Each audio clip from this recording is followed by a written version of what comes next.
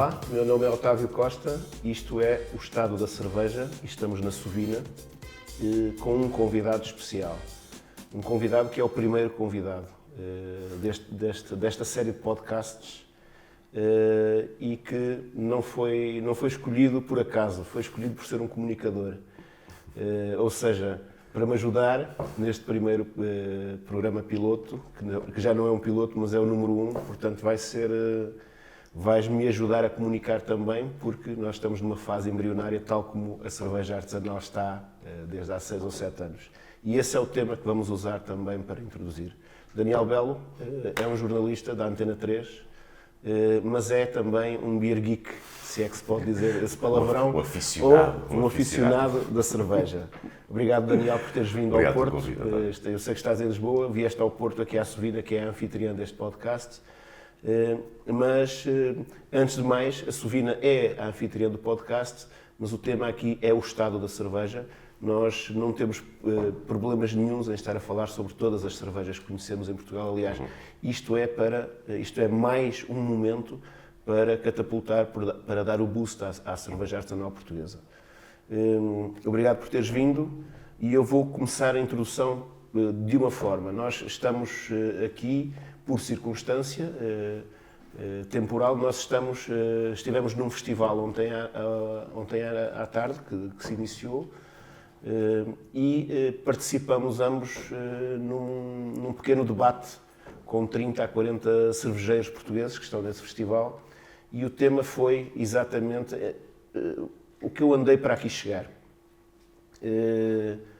O que eu andei para aqui chegar, porque realmente isto é tão novo, mas já parece tão antigo e que realmente custou muito a chegar aqui. E tu és alguém que está num miradouro, porque és um aficionado da cerveja, conheces todo o mundo da cerveja, mas também és um comunicador e és uma pessoa que está por fora do mundo da cerveja, mas a vivê-la ao mesmo tempo. Estes 7, 8 anos da cerveja em Portugal, conta-me um bocadinho como é que os viveste e como é que os vês, para depois entrarmos realmente naquilo que queremos falar sobre o tema base desta conversa. Olha, começar por agradecer o convite, antes de mais nada. Eu e a minha história com a cerveja anda quase par a par com a história da cerveja artesanal aqui em Portugal. Eu era um consumidor de cerveja normal, industrial, como todos os portugueses, bebia algumas cervejas estrangeiras, mas não tinha grande contacto com o mundo daquilo que é a cerveja artesanal e do craft.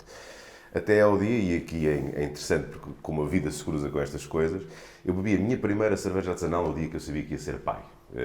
A minha mulher, desconfiávamos que ela estava grávida, estávamos em Guimarães, e um amigo meu levou-nos a jantar, um amigo meu de Guimarães, e à mesa chegou uma garrafa que dizia cerveja artesanal do Minho. Uma coisa que eu nunca tinha visto, um rótulo até bastante, trabalho mais ou menos amador, digamos assim, percebia-se que aquilo era mesmo craft, era mesmo artesanal. E eu, quando bebi aquela cerveja, houve um clique, houve uma noção clara de que havia um antes e depois na minha vida de bebedor de cerveja, quando eu dei aqueles primeiros golos, que era, ao invés de sentir aquele amargor, aquele aguado, que é mais característico de uma cerveja mais industrial, havia ali muita coisa a acontecer naquele copo. Havia um outro tipo de amargor, havia um sabor a cereal, havia muitas coisas que me despertaram a atenção, a ponto de eu começar a beber aquela cerveja como se bebe um vinho, por assim dizer. E isso espantou-me, porque para mim a cerveja era uma bebida rápida, era uma coisa refrescante que passávamos à frente. Isso despertou em mim uma atenção redobrada sobre o que estava a acontecer nesse paralelo em termos de mercado português, porque estavam a começar a surgir algumas marcas que eu depois vim a descobrir, a Sovina foi a primeira que eu apanhei, e neste tempo, estamos a falar, agora o meu filho tem 6 anos, devemos estar a falar à volta de 6 anos e meio, 7 anos, uma coisa assim do género. 2012 talvez. Sim, e comecei a andar e comecei a perceber que havia um movimento que estava a iniciar-se. Ao princípio ainda um pouco titubeante, porque havia alguma discrepância, por exemplo, em termos de consistência entre lotes, nas mesmas marcas, mas são dores de crescimento, são as coisas que começam a acontecer. Eu próprio comecei a ganhar uma certa, não digo tolerância, mas dar uma certa margem aos cervejeiros, porque percebia que a coisa estava a começar a acontecer. E nestes últimos anos foi com indisfarçável alegria, posso dizer, que tenho acompanhado não só o surgimento de muitas e novas e boas marcas de cerveja espalhadas pelo país, que também é uma coisa muito interessante, mas também acompanhar o crescimento e a consolidação das marcas portuguesas. Ou seja, agora, neste momento em que estamos, em 2019, eu tenho a certeza absoluta que quando vou buscar uma craft portuguesa, tenho uma craft de qualidade, tenho uma cerveja que amplifica tudo aquilo que eu quero numa cerveja e às vezes até me surpreende porque os cervejeiros fazem muitas invenções, fazem muitas coisas bonitas, muito experimentalismo e eu continuo, apesar de beber cerveja a este tempo todo e já ter bebido centenas de cervejas diferentes, continuo absolutamente maravilhado quando às vezes, ainda ontem bebíamos uma cerveja com morangos e beterraba e eu bebo aquilo e olho... Fiquei até um pouco espantado, porque eu luzia, grey pale e tal, mas de repente beterrabas com o terroso da beterraba, com o morango, com a acidez do morango, uma cerveja super refrescante e a mim espanta-me como a criatividade dos cervejeiros é uma coisa que não tem limites. É uma coisa que não tem limites e dizia-me um já há tempos, tudo o que se puser numa panela para ferver, podemos fazer cerveja com aquilo, o limite é a nossa imaginação. E eu agora eu oriento o meu consumo de cerveja. 90% da cerveja que eu bebo é cerveja artesanal e cerveja artesanal portuguesa.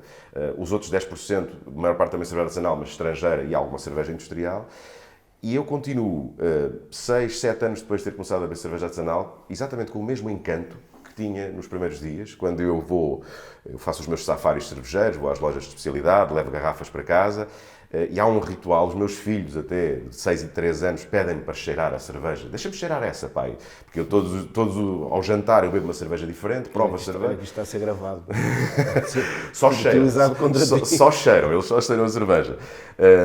E eles próprios já começaram a ver-me a beber cerveja e a perceber como é que eu me relaciono com a cerveja, é interessante. E a minha mulher, que não tinha um grande gosto de cervejeiro, era mais para o vinho, já me acompanha nas provas, já tem estilos de cerveja que gosta de beber e eu tento sempre complementar e dar-lhe coisas novas a conhecer e sempre coisas de grande qualidade. Este é que para mim é o ponto muito essencial quando eu falo da cerveja portuguesa, é que o nível qualitativo que nós temos hoje não envergonha na comparação com cerveja nenhuma de lado nenhum. E isso para mim é uma alegria absoluta, o saber que posso ter, ao virar da esquina, uma fábrica, um cervejeiro, que quando eu abrir aquela garrafa me produziu uma cerveja de classe mundial, feita ali ao lado, é um orgulho indisfarçável. Por isso, a única coisa que eu posso fazer, enquanto bebedor de cerveja e apreciador de cerveja, é elogiar e agradecer o esforço que os cervejeiros têm vindo a fazer, não só ao nível da sua perícia, mas também ao nível de equiparem as fábricas com materiais e equipamentos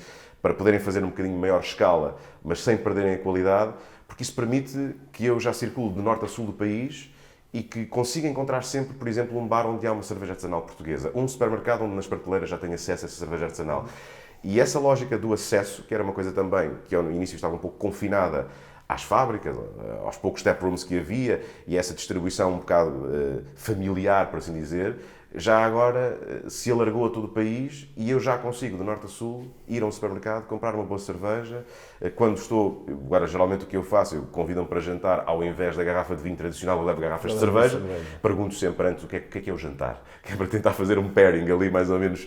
E surpreendo as pessoas com cervejas, porque as pessoas, muitas continuam ainda com uma imagem monoteísta do que é a cerveja, aquela cerveja que sempre beberam, e ficam absolutamente espantadas com a qualidade e, sobretudo, com a diversidade das cervejas portuguesas. Mas tudo isto estás dentro de um encanto. Sim, e continuas encantado. Mas uma pergunta bastante objetiva. Tu não achas que, por exemplo, em 8 anos que se passam desta revolução, chamada revolução, nós também tivemos em Portugal e temos a revolução da cerveja, tu não achas que as coisas já deveriam estar num nível... Eu não vou dizer da qualidade da cerveja, porque acabaste de falar nisso, a qualidade da cerveja está lá e isso nota-se porque quando outros cervejeiros cá vêm a Portugal ficam encantados com a cerveja e quando nós vamos lá fora com cervejas portuguesas a festivais ou a tap takeovers, onde convidam as cervejas portuguesas, toda a gente está num parâmetro de igualdade, de circunstância, na qualidade da cerveja.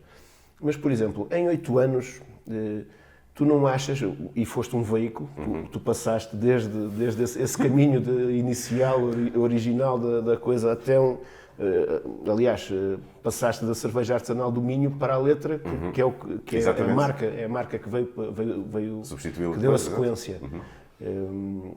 Estes 8 anos não poderíamos estar, sobretudo, a parte empresarial do que é uma cerveja, ou de um modelo de negócio à volta de uma cerveja, não deveria estar um bocadinho mais evoluído, se é que posso utilizar esse termo. Porventura, sim. Quando se faz essas coisas, são termos de comparação. Obviamente que claro, nós notamos que está tudo a crescer, que está tudo a evoluir, mas vemos que outros países, à nossa escala, em 8 anos fizeram uma evolução um bocadinho maior, um bocadinho melhor, do ponto de vista empresarial e de modelos de negócio. Esses 8 anos não deveriam estar um bocadinho mais à frente? Porventura, sim. Eu atribuo essa falta de velocidade, chamemos-lhe assim, talvez à lógica com que os cervejeiros e os proprietários das cervejas encaram o negócio, porque é muito uma questão de amor. Eu tenho percebido isso muito cada vez que falo com um cervejeiro, com um proprietário da empresa, há sempre o amor pela cerveja envolvido, e acima de tudo, acima de tudo. E às vezes o amor não é bom companheiro dos negócios, bem sabemos, não é? E há aqui, para mim, 2 ou 3 interrogações que eu sempre coloco quando olho para o mercado cervejeiro. Primeiro, o facto de nós sermos um mercado relativamente pequeno, já com um número considerável de marcas, ou seja, estamos todos a trabalhar numa microescala, e não haver uma perspectiva de conjunto, ou seja, de não haver, não digo uma associação, não digo uma entidade, mas de haver um chapéu de chuva. A comunidade ser realmente uma comunidade também noutros aspectos. Precisamente, ou seja, uma espécie de um chapéu de chuva que pudesse englobar todas as marcas de cerveja e ao mesmo tempo lhes pudesse não só dar visibilidade, por um lado, mas por outro, fazer, como se faz na fileira do vinho, por exemplo, fazer formação empresarial dos proprietários das empresas, dizer-lhes, vamos estabelecer aqui um plano de negócio, vamos criar aqui metas, podem não ser atingidas, mas vamos criar aqui metas em termos de produção e de distribuição, mesmo até em termos de exportação. Vamos trabalhar o local, porque muitas das cervejeiras artesanais trabalham para o seu mercado mais próximo. Então vamos trabalhar esse mercado mais próximo, formando os empregados dos bares onde as cervejas artesanais estão, dando também alguma formação aos empregados dos restaurantes para que eles próprios possam ter a noção, tratando como tratam o vinho, a noção com a cerveja, de fazer um aconselhamento às pessoas. Com esta comida ia muito bem esta cerveja, ao invés de simplesmente terem a cerveja na carta e não saberem explicar aquela cerveja. Podia haver esse chapéu, na minha perspectiva, que pudesse dar um empurrãozinho. Porque nós, nesta altura, já temos 3, 4, 5 marcas que, em termos se quiseres, de linha de produção e de processos e até de escala dentro do nosso país, que já estão a um nível bastante aceitável. Ou seja, o modelo de negócio já é mais estabilizado. Está mais estabilizado aí, mas falta ainda o conjunto. Ou seja, ganha-se mais, na minha perspectiva, se criar uma fileira, por assim dizer, da cerveja artesanal, até porque, numa questão de custos, por exemplo, é mais fácil repartir custos quando vai uma embaixada portuguesa a uma feira internacional de grande importância. É mais fácil repartir custos por todos do que ir cada um por si. E a logística é mais fácil, é tudo muito mais fácil. E se calhar o efeito depois é maior. Porquê? Porque com essa aglomeração de recursos, poder-se-ia, por exemplo, criar um stand mais visualmente apelativo, com motivos de interesse que levem primeiro as pessoas a serem atraídas pelo brilho das luzes, para ir ficarem pela cerveja. Imaginemos, em vez de ser uma coisa mais modesta, porque o cervejeiro em si não tem meios para isso. Essa é a minha grande interrogação. Porque é que até agora não houve ainda essa vontade, ou pelo menos essa oportunidade de todos se juntarem para ganharem escala. E o ganhar escala aqui, nós nunca seremos um produtor incrível, porque, em termos de quantidade, porque o país é pequeno e a capacidade de produção também não é muito, muito grande. Mas em termos de visibilidade, nós podíamos, em termos de educação dos consumidores, já podia ter sido, na minha perspectiva, dado um outro salto. Porque eu noto que a mensagem que passa a cerveja artesanal passa sobretudo, e vejo isto no meu círculo, boca a boca. São as pessoas que gostam, começam a apreciar, que trazem outras pessoas e assim sucessivamente. Mas não há, e utilizando aquela palavra inglesa, não há o awareness global do fenómeno cervejeiro. Ou seja, a maior parte das pessoas, se uma pessoa diz cerveja artesanal, eles não te sabem consolidar isso. Uma pequeníssima provocação, já que és um comunicador. e que tens uma visão diferente de como falar sobre temas. E isto por uma razão simples. Quando com 2 ou 3 amigos que tenho, um deles o Mikkel, da Mikkeller, nunca falamos em craft beer. Falamos em beer, just beer. Hey man, why don't you say just beer? Beer, we make... Não achas que falar de cerveja artesanal e falar de cerveja já cria no consumidor uma situação de perplexidade, mas afinal uma é cerveja e a outra não é cerveja? Não achas que, do ponto de vista de comunicação, deveríamos apenas falar de cerveja? Sim, acho que sim. E juntar a isso as palavras cultura, por exemplo, porque trabalhamos aqui A cerveja é cultura milenar e isso aí também deve ser destacado, até para quebrar um pouco o lugar comum e o fantasma de que a cerveja é uma coisa despicienda, que serve para emborrachar e coisas do género, que bebemos em copo de plástico no festival. E sim, falar de cerveja e não fazer a distinção. Eu não faço distinção entre vinho de mesa e reserva de 300 euros. É tudo vinho. Não é? Só que o que acontece? Aqueles vinhos são direcionados para fatias de mercado diferentes e por isso mesmo são direcionados de forma diferente. O marketing é feito de forma diferente, a colocação de produto é feita de forma diferente, mas é só vinho.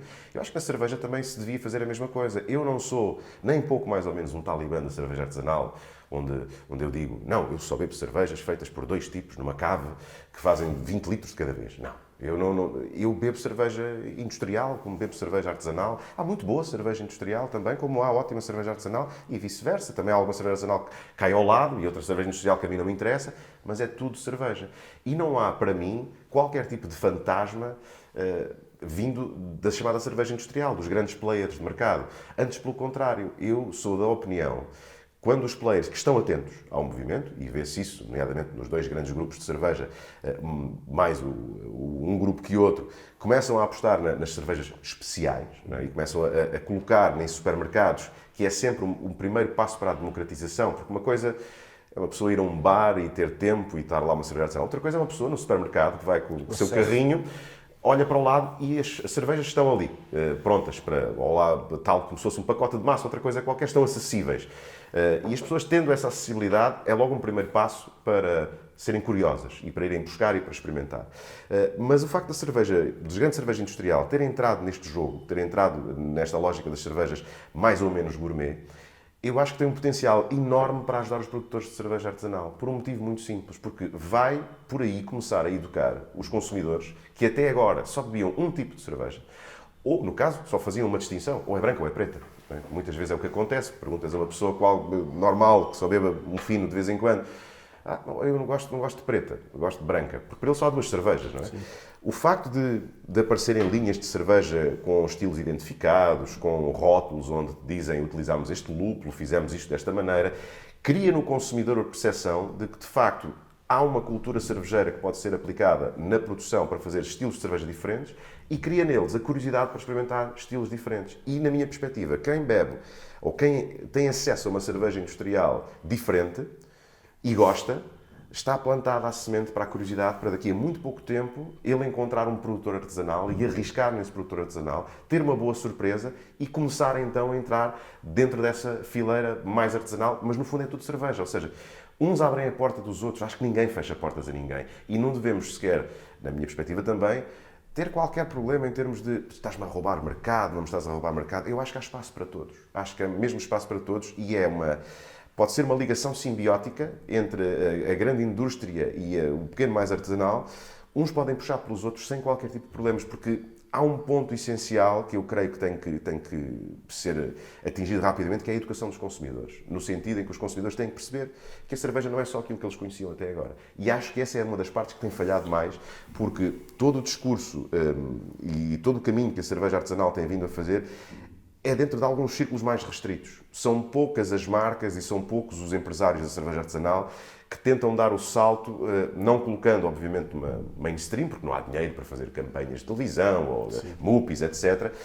Mas alguns deles têm apostado, em Lisboa, onde eu estou, há algumas marcas de cerveja que, por exemplo, tem uma colaboração muito próxima com a música, por exemplo. A Musa é um caso, patrocina concertos, está presente em eventos e as pessoas lentamente, os consumidores desse tipo de produto cultural, que se calhar têm uma perspectiva que não vão para o festival massificado e que bebem litros de cerveja, podem ter aquela curiosidade, podem ter acesso à cerveja ali e podem de facto entrar, mas na minha perspectiva era necessário um esforço mais global para fazer chegar aos consumidores a notícia de que há cerveja muito diferente e que se deve arriscar até na prova da cerveja. Para quem gosta de uma cerveja, é muito natural que, bebendo uma lager industrial, que quando conheça uma lager artesanal perceba imediatamente a diferença.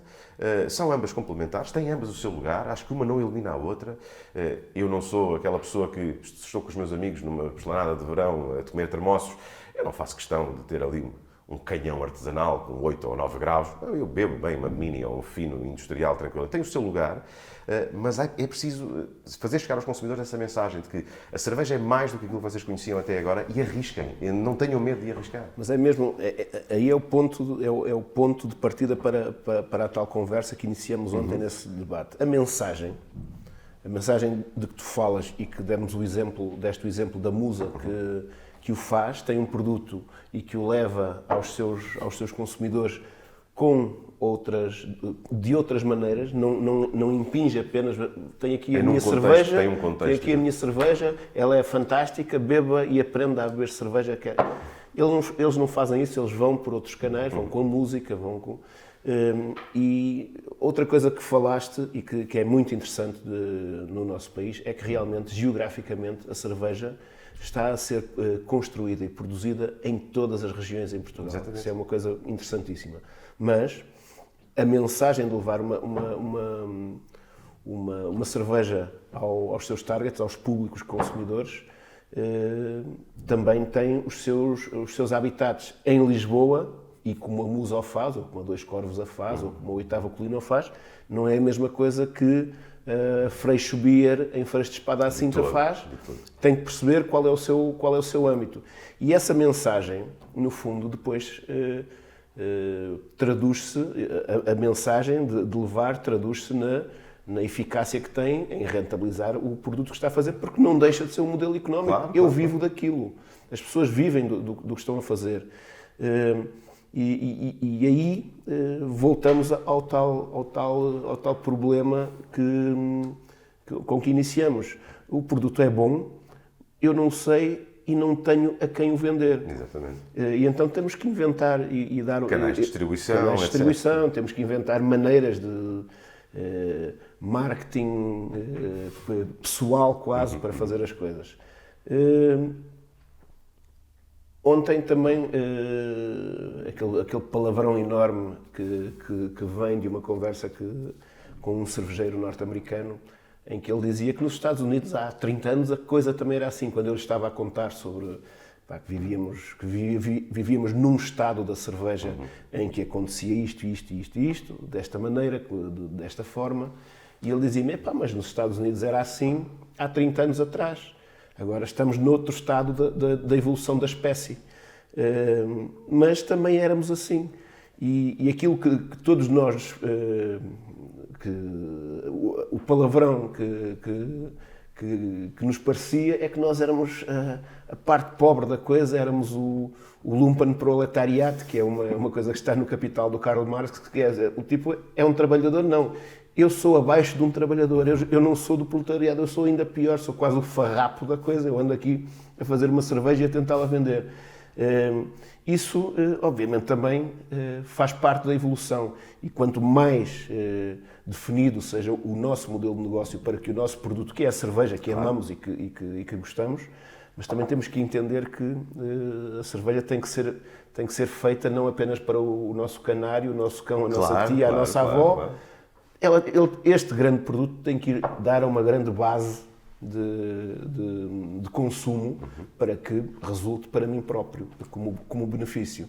E esse parece-me que nestes 8 anos foi o grande handicap que as pessoas não souberam construir. Não é um handicap porque é um handicap inerente, é um handicap porque não o souberam construir, em grande parte, Obviamente há grandes exemplos, há 5, 6, 7 cervejeiras em Portugal que estão a fazer trabalhos muito bons, mas não deixa de haver 70 que estão a ter as suas dores constantes nas coisas. Portanto, essa homogeneidade também para chegar ao tal chapéu que tu dizes, nós poderíamos ter, a comunidade poderia ter um chapéu, alguém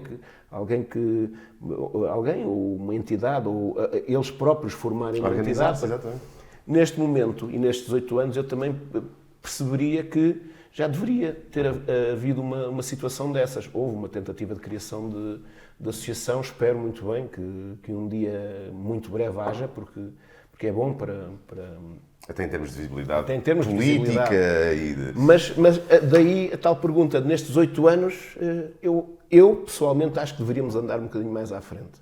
Eu concordo contigo. Por exemplo, tu, na parte de comunicação, não achas que nos meios de comunicação, na imprensa, nós vemos de vez em quando uma página girinha onde vem lá uma garrafinha e um cervejeiro a falar? Porquê? Porque toda a gente sabe que a cerveja está na moda, que é uma tendência. Não achas que, por exemplo, já devia haver lugar a um programa que falasse mais sobre televisão, na rádio ou na televisão? Até porque que falasse mais sobre cerveja. a lógica da... Fala-se sobre vinho, fala-se sobre gastronomia, exatamente. E a cerveja ainda não tem o seu lugarzinho. Eu sublinho a palavra cultura de que falava há pouco.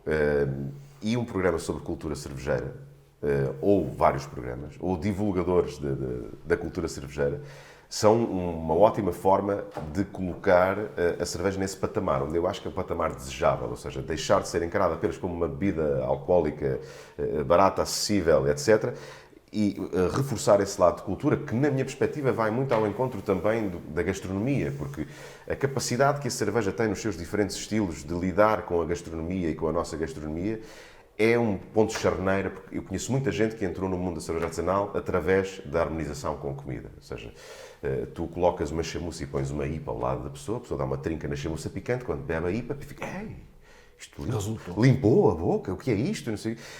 Acho que esse é um dos caminhos a fazer. E outro é o caminho da valorização da lógica regional. Eu lembro-me de há tempos ter bebido uma cerveja feita no Alentejo, com pão alentejano e medronho.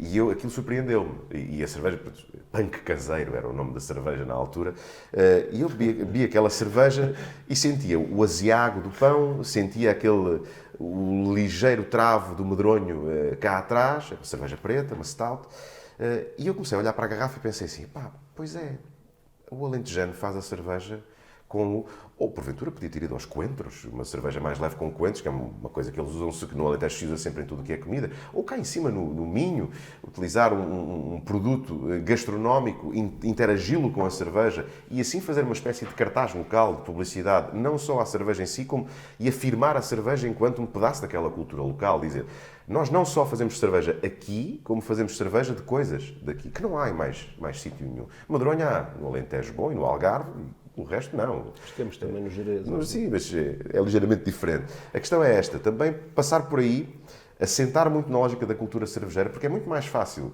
tu criares um programa sobre... Porque é sempre, de alguma maneira, enquanto não retiras esta questão pesada da bebida alcoólica, que pode ter as pessoas podem ficar de alguma maneira melindradas, portanto, a fazer publicidade a uma bebida alcoólica. Se não retiras rapidamente esse peso e se não colocas o ângulo em cima do que é a cultura, vai ser muito difícil comunicares um produto como este da forma que tu o queres comunicar, porque entraremos sempre no mesmo caminho. Se tu começares a trabalhar este produto como cultura e começares a mostrar o esforço que as pessoas fazem em cada uma das cervejeiras para valorizar essa cultura, porque isto é um trabalho de amor, e eu acho que, como dizia ao início, quer dizer, acho que muitas vezes esse amor cega o que deve ser a visão empresarial e não nos permite ir mais além, não é? Porque estamos ali, estamos a tentar, mas depois a coisa é de tal maneira forte que às vezes perdemos-nos quando há uma necessidade de aumentar a escala e pá, isso já é preciso comprar mais fermentadores, já é preciso contactar com outros canais de distribuição, já não sei se quer ir por aí, então deixa-me estar aqui tranquilo. E os produtores acabam por se isolar um pouco na sua cotada e de não terem a capacidade de se projetarem mais além e de se calhar perceberem que aquele negócio de amor que têm pode ser um negócio que lhes ponha comida em cima da mesa e que lhes permita contratar mais pessoas e criar ali um ecossistema dentro daquela zona que faz parte depois de um ecossistema mais largo. Eu acho que a comunicação devia assentar sobretudo nesses dois eixos, na valorização da cultura cervejeira e na lógica da capacidade de harmonização da cultura da cerveja com a comida. Porque nós somos um povo que gosta de comer e de beber. É muito mais fácil tu dizeres às pessoas que isto é uma coisa interessante se tu acompanhares aquilo com um prato à tua frente. Claro. E as cervejas, com toda a sua variedade, para cada um, se calhar para as 1001 maneiras de fazermos bacalhau, há 1001 cervejas que podem acompanhar aquele bacalhau. Não é? E as pessoas precisam é de saber isto, basicamente. E aí eu volto sempre, porque eu acho que seria interessante. Eu vejo noutros modelos de negócio, na música, por exemplo, eu vejo que fora da esfera estatal e das grandes organizações, os players de mercado já se juntam em organizações para compartilhar recursos, etc., e logística para, por exemplo, fazer um esforço de internacionalização dos músicos portugueses. Há associações de cariz privado que já fazem esse esforço. Por que não na cerveja? Por que não ter os grandes cervejeiros que possam ir a um cervejeiro que está a começar, dar-lhes formação, falar com eles, trocarem receitas, colocarem a sua própria cerveja deles na sua rede de distribuição enquanto teste para perceber se há ou não viabilidade naquele modelo de negócio, dar essa mão e, por outro lado, os cervejeiros pequenos poderem, dentro do seu mercado local, trazerem também outras cervejas de outros sítios do país, colocá-las nos locais onde têm a sua cerveja para as pessoas experimentarem, porque, na minha perspectiva, não deve haver receio de concorrência aqui. O mercado ainda está está pronto a desabrochar, apesar de já estar pronto a desabrochar há muito tempo. Parece que é uma flor que está ali eternamente fechada e que não abre. Né? Eu acho que essa pequena rega podia ajudar este jardim a florescer. Era esta comunicação entre vários e esta união. Acho que é sempre muito por aí. Olha, Daniel, vamos terminar agradecendo-te e terminar dizendo que tudo isto que se faz neste momento, a cerveja existe e começam a existir também estes pequenos registros que vão ficar para a história da cerveja em Portugal. Fizeste parte da primeira edição de um podcast que eu espero muito me honra. Vai haver muitas. E daqui a 20 anos ou 30 anos vamos ver esta primeira edição e vamos fazer outro balanço da evolução, não ao fim de 8 anos, mas ao fim de 20 ou 30. Obrigado por teres vindo. Obrigado a ti. Foi absolutamente... E viva a cerveja. E viva a cerveja.